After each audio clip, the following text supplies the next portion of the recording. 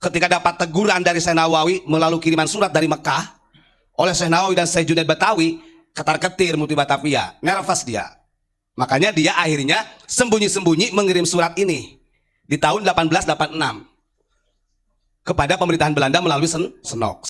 Jadi dia meminta keadilan Belanda ini untuk membackingi, karena dia sudah takut. Maka dari petani dengan ulama-ulama yang berjuang pada waktu itu ada 204 yang ditangkap.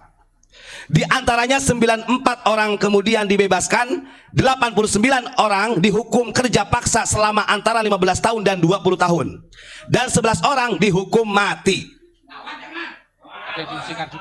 Kalau tidak ada fatwa dari Mufti Batavia pada waktu itu gak akan terjadi ini. Potensi sampai seperti ini gara-garanya ada kitab yang namanya Manhajul Istiqomah karya Utsman bin Yahya sama kitab Al-Aniqah itu.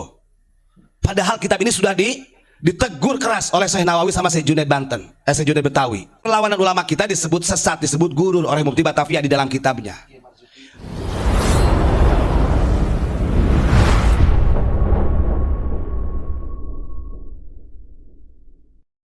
Bismillahirrahmanirrahim. Assalamualaikum warahmatullahi wabarakatuh. Langsung saja pada malam hari ini saya ingin membukakan salah satu manuskrip di tahun 1886 ini yang ditulis oleh Mufti Batavia yang bernama Utsman bin Yahya, yang ditunjukkan kepada Senok Horgonya. Kemarin kan sempat ada, wah emang tahu, ada yang tanya gitu, emang tahu ada surat permohonan perlindungan kepada Belanda dari Mufti Batavia, ya kita tunjukin. Ya ini ya, nanti kalau ada orang sudah ditunjukin masih kekeh, kita sampaikan bahwa Utsman bin Yahya ini bukan hanya sekedar antek Belanda, tapi memang dia loyal, sangat pro, sangat loyalitas kepada pemerintahan Belanda. Nah ini nih, monggo Pak Sakur, dijum dulu. Ini saya bacakan nanti ya. Sudah? Bismillahirrahmanirrahim. Surat ini ditulis oleh Mufti Batavia Utsman bin Yahya yang ditunjukkan langsung ke Senok Horgonya, yang ditunjukkan kepada pemerintah Belanda. Di sini ada namanya Betawi 30 Agustus 1886.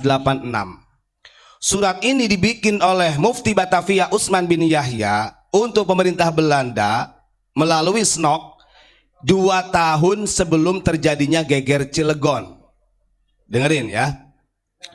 Sebelum saya bacakan, ingat, dari tahun 1882 sampai 1886 ini memang Banten ini lagi betul-betul diuji. Kita paham ya, karena Batavia ini, kenapa jadi Batavia? Dulu ini Sunda Kelapa. Belanda, pemerintahan Hindia Belanda ini yang dikatakan Habib Utsman bin Yahya sebagai pemerintah yang sah, sebenarnya tidak bisa dikatakan pemerintah yang sah, karena Belanda merebut kekuasaan dari Kesultanan Banten. Makanya Sunda Kelapa dijadi Batavia. Itu harus jadi catatan. Kira-kira logikanya, kita orang pribumi, ada rumah digusur sama orang pendatang, marah nggak kita? Pasti marah. Dulu Sunda Kelapa, kenapa jadi Batavia? Karena direbut paksa oleh pemerintahan Belanda. Nah terus kemudian sebelum ada surat ini ya, di tahun 1882 sampai terjadinya Krakatau itu Pak, wilayah Banten ini kan lagi diserang penyakit pes. Jadi penyakit pes ini hewan-hewan itu bisa mendadak mati. Sehingga pada waktu itu ada kebijakan pemerintah Belanda untuk membunuh semua hewan, mau yang berpenyakitan ataupun tidak, harus dibunuh. Maka kerbau itu harus dibunuh, karena kalau tidak dibunuh justru malah diancam oleh Belanda. Kan begitu. Nah terus akhirnya, sementara kalau kerbau-kerbau hewan-hewan itu dibunuh semua, kan tidak ada tempat. Setelah dibunuh semua, akhirnya kan malah menjadi merusak evolusi. Akhirnya penyakit ini menyebarlah kepada masyarakat. Pada waktu itu, ulama-ulama kita yang ada di Banten, waktu ketika Syekh Abdul Karim Banten, pemegang ekstrapetori Qadriyah Naqsabandiyah menjadi khalifah pertama, dia pulang ke Tanara, ke Banten, dia sengaja mengumpulkan masyarakat termasuk santri-santrinya yang memang sengaja untuk melawan pemerintah Belanda. Kan begitu. Sebenarnya dari mulai tahun 1882 sampai 1886 itu sudah sering jadi kontak fisik. Bahkan kalau secara kekuatan nggak ada apa-apanya, mereka kalah.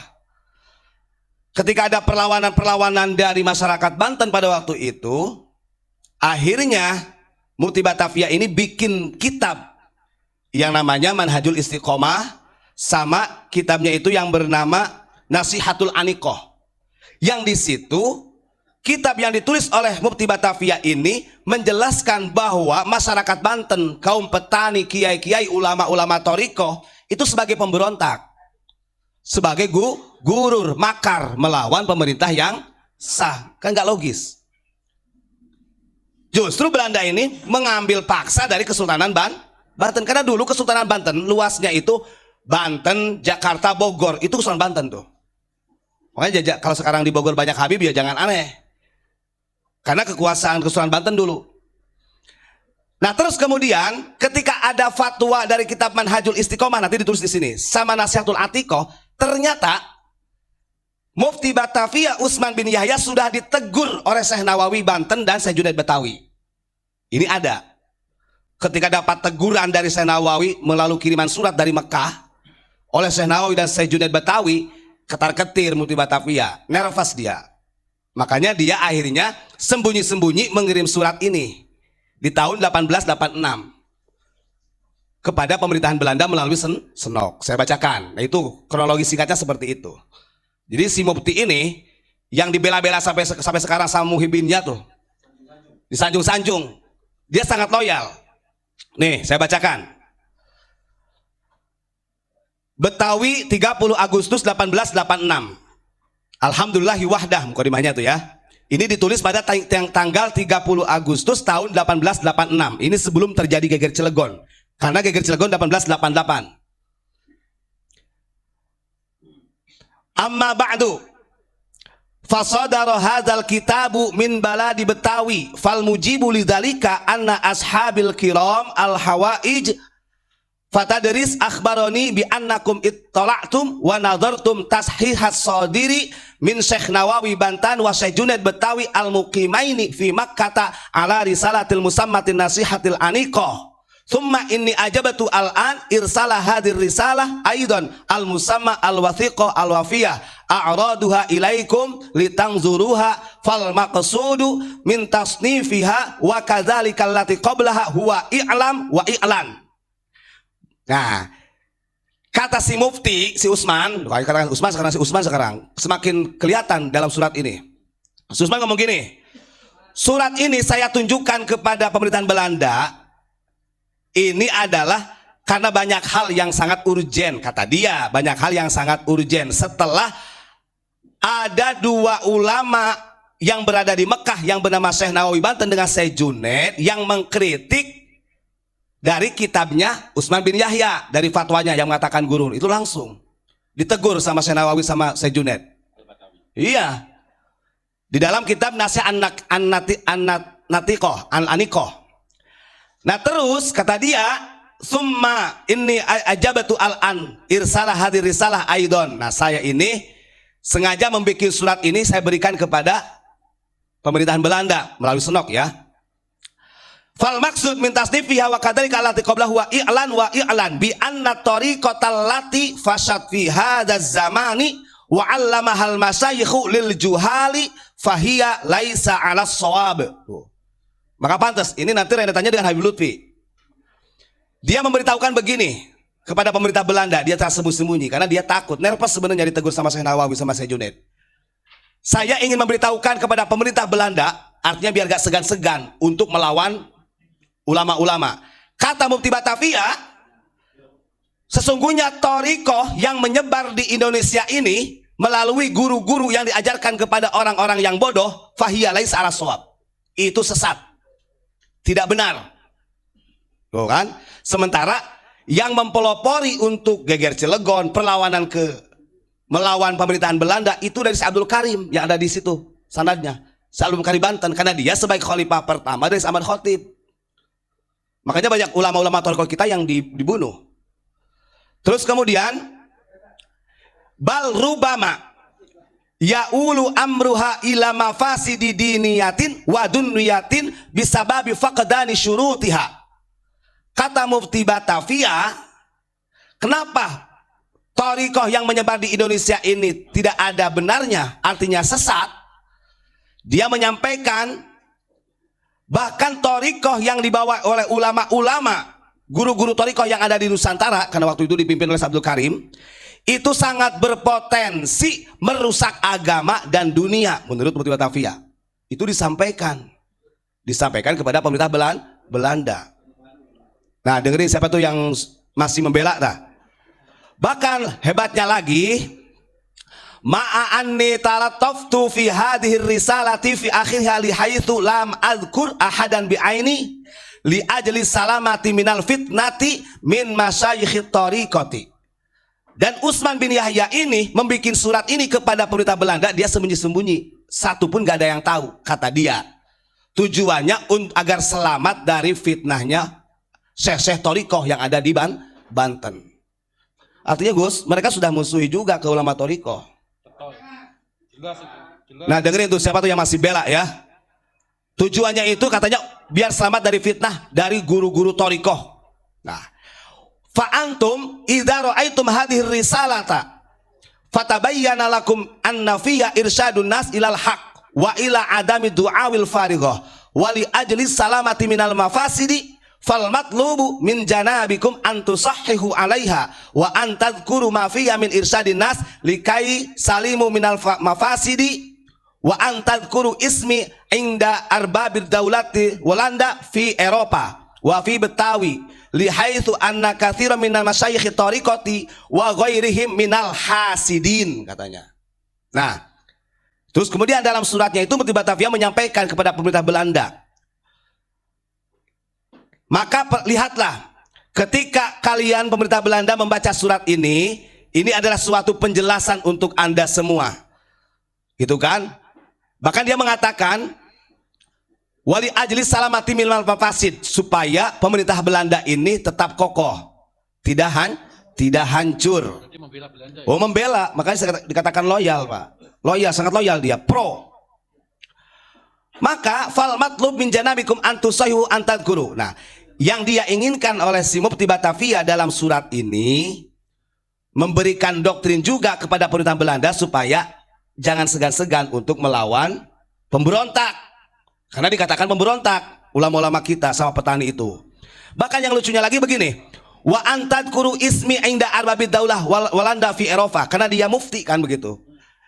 Dan setiap negara yang dikuasai, yang dijajah oleh Belanda, mau di Betawi Indonesia ataupun di Eropa, sampaikan bahwa fatwa ini dariku, suruh mencatat namaku, kata Mufti Batavia. Pokoknya yang di bawah jajahan Belanda, mau di Eropa di mana, itu harus disampaikan karena dia berkuasa sebagai mufti.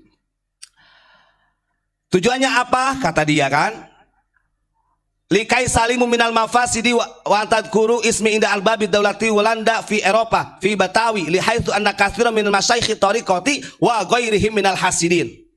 Dia menyampaikan karena ulama-ulama tariqah yang mempelopori untuk melawan pemerintah yang sah, kata mufti, itu orang-orang hasud, orang iri dengki.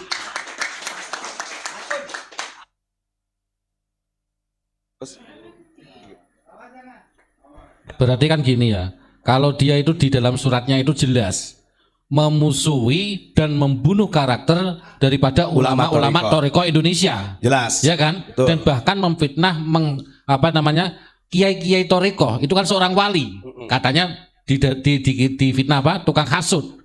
Berarti yang tukang hasud kan Utsman bin Yahya. Oh, jelas. Ya, no? Berbahaya bahkan ini. Dia menyatakan, meminta kepada pemerintah Belanda ini suruh disebarkan kepada setiap pemerintah Belanda yang menjajah di beberapa negara, dan itu catatannya harus memakai catatan Utsman bin Yahya. Itu catatannya, Gus. Nah, dia ini kenapa nulis begini? Yuriduna as-si'ayah ila halaki, katanya gitu. Karena kalau tidak dilawan, kata si mufti ini, kalau nggak dilawan, mereka ulama-ulama Thariqah itu katanya sangat ingin memusnahkan saya di Nusantara, gitu kan? Asli dia udah nervous, takut Pak. Udah ketakutan minta perlindungan sama Belanda. Kita buktikan nih bahwa dia meminta perlindungan ke Belanda begini kalimatnya di 3 baris terakhir. Walaula adulal walanda fi ardi Jawi wa ghairiha lamastaqarrari al iqamatu bi Betawi. Kata Mufti Batavia ketika mengirim surat ke pemerintahan Belanda begini. Karena kalau bukan karena kedaulatan, kebijakan, kekuatan dari pemerintahan Belanda, lamastaqarrari al iqamatu bi Betawi. Gak mungkin saya bisa menjadi penduduk Betawi. Gak mungkin saya bisa tinggal di Betawi. Gitu. Jadi dia meminta keadilan Belanda ini untuk membackingi. Karena dia sudah takut ditegur Syekh Nawawi, ditegur Syekh Junaid. Ini orang gak punya malu ini sebenarnya. Nah gitu kan. Makanya dia ada kalimat begitu, meminta perlindungan dari Belanda sebagai backing supaya dia tetap tinggal di Betawi. Nyata sampai sekarang para habaib Alawi masih ada di Indonesia. Siapa berarti? Dasar daripada Belanda. Yang lucunya lagi di bawahnya nih, dengerin. Karena takut ketahuan dia. Hadza ma ukhbirukum wa arju min janabikum jawab kitabi bil arabiyati, katanya Pak. Mau ngapusi. Jadi dia itu si Utsman bin Yahya ngirim surat. Terakhirnya saya mohon dengan sangat secepatnya harus dibalas surat ini kepada pemerintah Belanda, tapi menggunakan bahasa Arab katanya. Kebaca sama kita, beleguk sia. Kita orang bodoh. Watas hiha hadrisalah bil afrenjiyah, atau menggunakan dengan bahasa Perancis katanya. Dikiranya orang Indonesia bodoh-bodoh. Ini bocor. Awas, ini manuskrip yang bocor dari Belanda sudah ada di tangan Ponpes Unik. Awas, hati-hati. Sampai kapanpun, kalau secara karakter muftinya saja seperti ini, mengatakan bangsa kita justru sebagai gurur, ulama-ulama thariqah kita disebut orang-orang yang hasud, orang yang sesat. Sampai kapanpun karakteristik ini gak akan pernah luntur dari duriah-duriahnya. Sama. Maka jangan salah, Syadziliyah yang dipegang oleh Habib Lutfi itu. Kenapa Syekh Ibrahim bin Yahya dirubah? Kan begitu. Sampai dirubah silsilah sanadnya, namanya dirubah. Kemudian ada penggantian makom, ada. Nanti kita buka lagi. Ini grand design bahwa Ba'alawi, para habaib ini meneruskan estafetnya pemerintahan Hindia Belanda, titik. Berarti yang saya tangkap ini satu buat ya. Jadi termasuk Lutfi bin Yahya itu meneruskan perjuangan menjajah bangsa Indonesia. Jelas. Ya gitu ya. Karena dari mufti yang pertama Batavia sendiri dia menggunakan mengatasnamakan agama. Dia kan ngomongnya begini, kalau tidak dilawan gitu kan bahasa dia. Ini ulama-ulama thariqah yang hasud ini, padahal kita tahu dalam sejarah itu yang mempopolopori itu adalah Syekh Abdul Karim Banten. Ini sanadnya Abu Yamamah Armin loh. Dalam thariqah Tekian ini gak ada yang gak lepas dari Syekh Abdul Karim Banten. Makanya diasingkan Syekh Abdul Karim. Iya. Dia mengatakan ulama thariqah kita ini sesat. Laisa bisawab. Berarti kan laisa bisawab itu tidak ada kebaikannya, bahkan minal hasidin. Nah, setelah dikirim surat ini, nih ada lanjutannya. Dengekeun sia, bahasa Bang Mujib kan begitu. Nih, catatan di dalam Geger Cilegon. Setelah si Mufti Batavia ini mengirim surat dengan sembunyi-sembunyi dan sekaligus mendoktrinlah pemerintah Belanda supaya nggak segan-segan melawan rakyat kita loh, bayangkan. Maka saya katakan mereka ini tertawa di atas tangisan Nusantara. Nih, akhirnya terjadi Geger Cilegon. Ingat, pasca Geger Cilegon di tahun 1888, ini misalnya sejarah. Kita baca. Ada 204 orang yang ditangkap dari kaum petani dan ulama. Ingat-ingat, ini di terakhirnya. Sebenarnya kalau secara kotak fisik, kan itu terjadi di bulan Juni. Tahun berapa itu?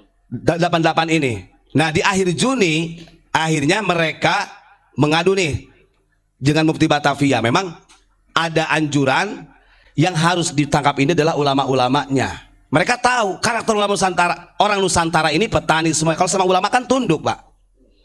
Maka dari petani dengan ulama-ulama yang berjuang pada waktu itu ada 204 yang ditangkap. Di antaranya 94 orang kemudian dibebaskan, 89 orang dihukum kerja paksa selama antara 15 tahun dan 20 tahun. Dan 11 orang dihukum mati. Kalau tidak ada fatwa dari Mufti Batavia pada waktu itu gak akan terjadi ini. Karena dia mengatakan gak ada benernya tuh ulama thariqah itu mereka gurur semua, akan merusak agama dan dunia. Kita orang Nusantara disebut perusak agama pada waktu itu. Maka pantas kalau sekarang dunianya banyak yang pemerintah togut ke kita, ulama-ulama kita ke celeng, pantas. Uang muftinya juga kayak gitu. Ya ini gini Ustaz Tobat, berarti kan bisa diambil kesimpulan dari sejarah ini, berarti paham mereka bukan paham Ahlussunnah wal Jamaah atau Sunni, ya, tapi betul. paham Habib Yahudi ini adalah paham Wahabi. Jelas, betul. Pokoknya silakan lah, mau yang menentang viralkan seluruh dunia nih video ini ya. Kita manuskripnya lengkap, manuskripnya tenang aja, jangan takut.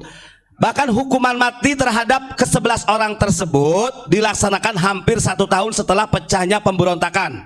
Kelompok pertama dikirim ke tiang gantung pada tanggal 15 Juni 1889. Ngeri gak? Jadi di tanggal 15 Juni 1883 sebagian dari 11 orang ini dibawa ke tempat hukum gantung. Bayangkan ulama kita, nanti ada nama-namanya yang dihukum gantung itu. Nah ini kan muncul potensi sampai seperti ini gara-garanya ada kitab yang namanya Manhajul Istiqomah karya Utsman bin Yahya, sama kitab tadi apa namanya satu lagi tuh, Al-Aniqah itu. Padahal kitab ini sudah ditegur keras oleh Syekh Nawawi sama Syekh Junaid Syekh Junaid Betawi. Dia nerpes, minta perlindungan kepada Belanda. Nah ini kelihatan ini ya. Dan terdiri dari 5 pemberontak menurut mereka. Ingat-ingat kalimatnya, di masa pemerintahan kolonial Belanda gak ada satupun dari ulama kita yang dikatakan orang alim. Semuanya pemberontak. Menurut mereka pemberontak. 5 orang yang pertama kali dihukum gantung tahun 1889 pada tanggal 15 Juni dihukum mati, Pak. Masa gak sadar-sadar orang Indonesia kalau kita tahu kayak gini. Terus kemudian dari 5 pemberontak menurut mereka bernama 1. Samidin, Taslim, Kamidin, Haji Muhammad Akhya, dan Haji Mahmud, ini kiai.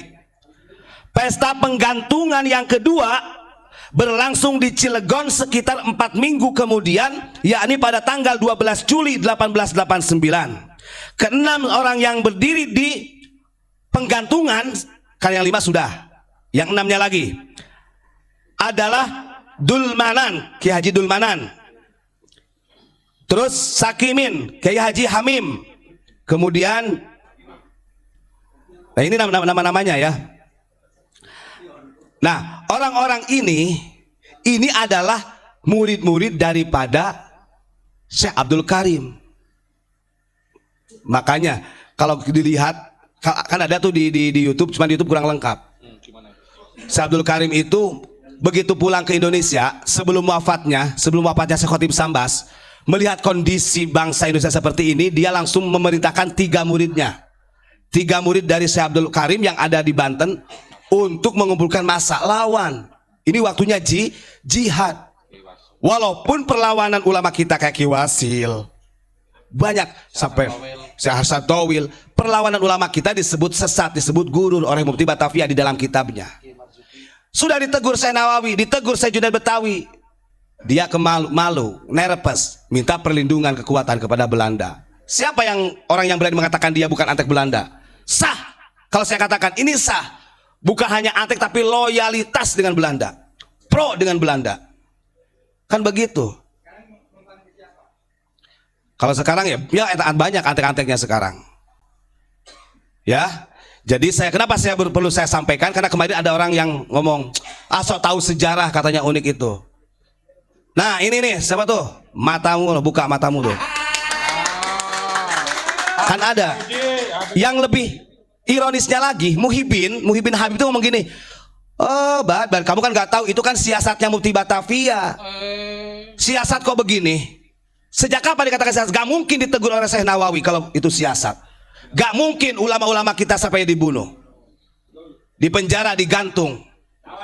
Bahkan yang 89 orang selama 20 tahun sampai 30 tahun dikerjakan paksa. Jadi budak loh. Diungsikan. Harusnya kalau Mufti Batavia ini cucunya Nabi bisa menghapus perbudakan dong. Kalau meniru akhlak Kanjeng Nabi. Ini kan tidak. Justru mengembangkan perbudakan karena berafiliasi dengan Belanda.